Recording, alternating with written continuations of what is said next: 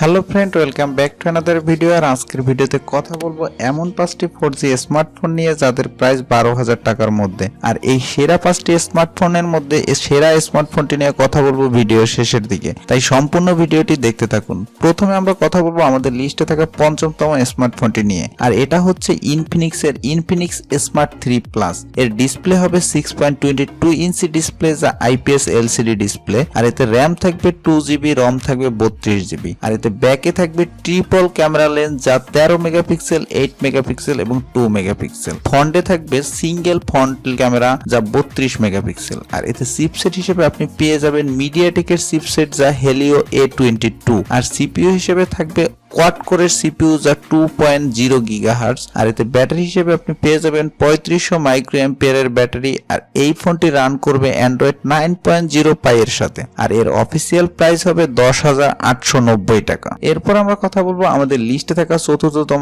স্মার্টফোনটি নিয়ে, আর এটি হচ্ছে অপ্পোর A1K।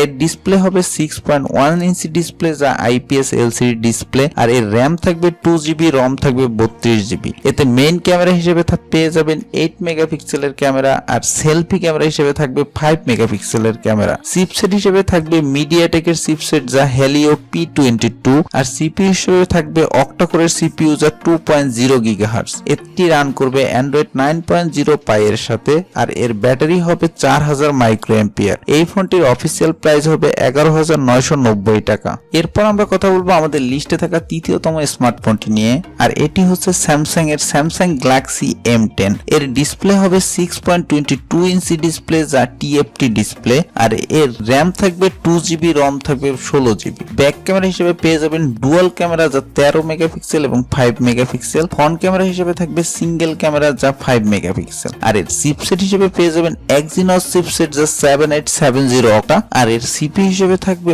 অক্টা কোরের সিপিইউ, যা 1.6 গিগাহার্টজ। আর এই ফোনটি রান করবে অ্যান্ড্রয়েড 9.0 পাই এর সাথে। আর এর ব্যাটারি হবে 3400 মাইক্রোঅ্যাম্পিয়ারের ব্যাটারি। আর এই ফোনটির অফিসিয়াল প্রাইস হবে 11,990 টাকা। এরপরে আমরা কথা বলবো আমাদের লিস্টে থাকা 2য়তম স্মার্টফোনটি নিয়ে, আর এটি হচ্ছে ভিভোর Y19। এর ডিসপ্লে হবে 6.22 ইঞ্চি ডিসপ্লে, যা HD প্লাস ডিসপ্লে। আর এর ফ্রন্ট ক্যামেরা হিসেবে পেয়ে যাবেন 5 মেগাপিক্সেলের ফ্রন্ট ক্যামেরা।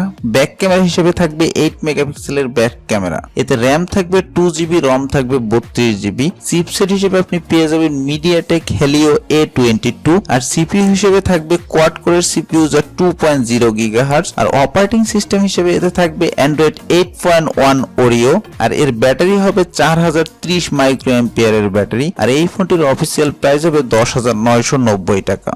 এরপর আমরা কথা বলবো আমাদের লিস্টে থাকা নাম্বার 1 এবং টপ স্মার্টফোনটি নিয়ে, আর এটি হচ্ছে Realme C1। এর ডিসপ্লে হবে 6.2 ইঞ্চি ডিসপ্লে, যা IPS LCD display. Back camera হিসেবে থাকবে ডুয়াল ব্যাক ক্যামেরা, যা 13 মেগাপিক্সেল এবং 2 মেগাপিক্সেল। ফ্রন্ট ক্যামেরা হিসেবে পেয়ে যাবেন 5 মেগাপিক্সেলের সেলফি ক্যামেরা। আর এতে থাকবে র্যাম হিসেবে 2GB, রম থাকবে 16GB। আর এর চিপসেট থাকবে কোয়ালকম স্ন্যাপড্রাগনের 450। আর এর সিপিইউ হবে অক্টা কোরের সিপিইউ, যা 1.8 গিগাহার্টজ।